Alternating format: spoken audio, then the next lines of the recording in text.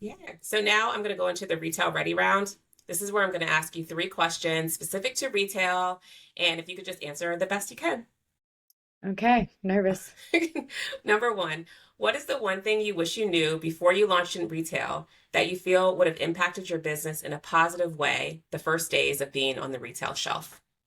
I think truly the importance of developing that cult following and brand awareness before you go into retail. And it's kind of hard to do that if you aren't on a shelf yet, but there are ways to do it. Like some brands are going viral on TikTok and then going into retail. And I just think that if I could go back, I kind of knew that, but I didn't know that, and I think having that cult following and listening to your consumer and trusting those people and then expanding. Yeah. And I think creating like, you want to have, I mean, I'm throwing this number out there like 500. Can we buy you at Target yet before you go into Target? Yeah, And we yeah, didn't. Like people would throw that out, but it's like then when you're like getting enough inquiries, you're like, oh, we're in Target now. Then they can't wait to go get it. But yeah, I think yeah. that helps for sure. Yeah, no, that's actually just really quickly a good call too in regards to as you're trying to determine what retailers you're going to go in, understanding where your consumers want to shop, where they want to buy Mm, your product kind of helps and you already know where they want to go and so you're just giving them kind of what they've been asking for. exactly. Number two, are there any resources or tools that you found particularly helpful in your journey when learning about CPG and retail?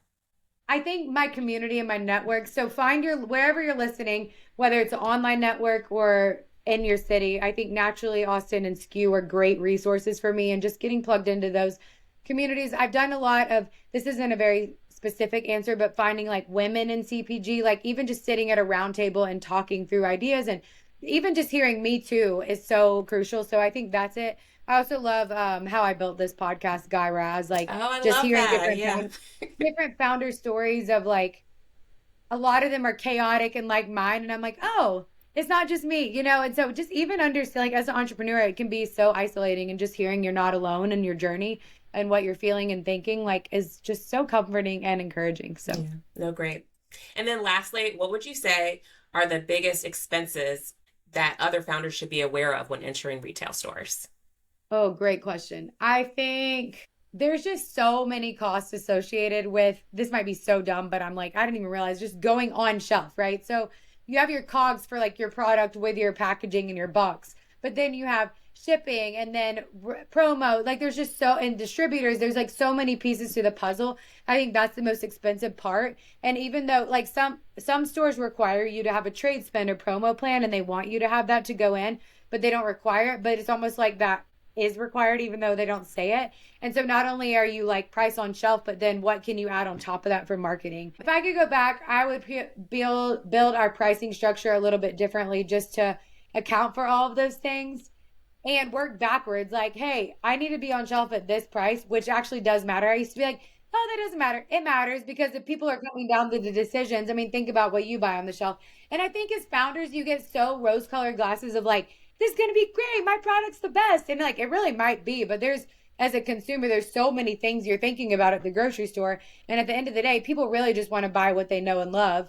And so in order to change their buying patterns, you got to think about price and starting with your end price and working backwards and accounting for all those things. It's a lot, but I think I would have done that a lot differently if I didn't know. It's expensive and freight is really expensive.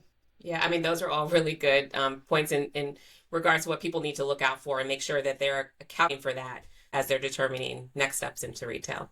Well, and I can't be the only one that's been like, I just want a yes and we'll figure it out, which is like sometimes a good mindset, but like you also do really need to figure all the things out and not Right? just get on the shelf because it's one thing to get on the shelf and it's another to get off the shelf. Yeah, So, yeah. I think it's like, you know how they say like have your vision, but then also like make do the steps in order to get there, right? You can't just be like, I yes. want to get on Target and then Target Yeah. calls and you're not ready. Just preparing Yeah. for that. Yeah. Well, thanks so much, Morgan. Yes. Thank you so much. This was so fun.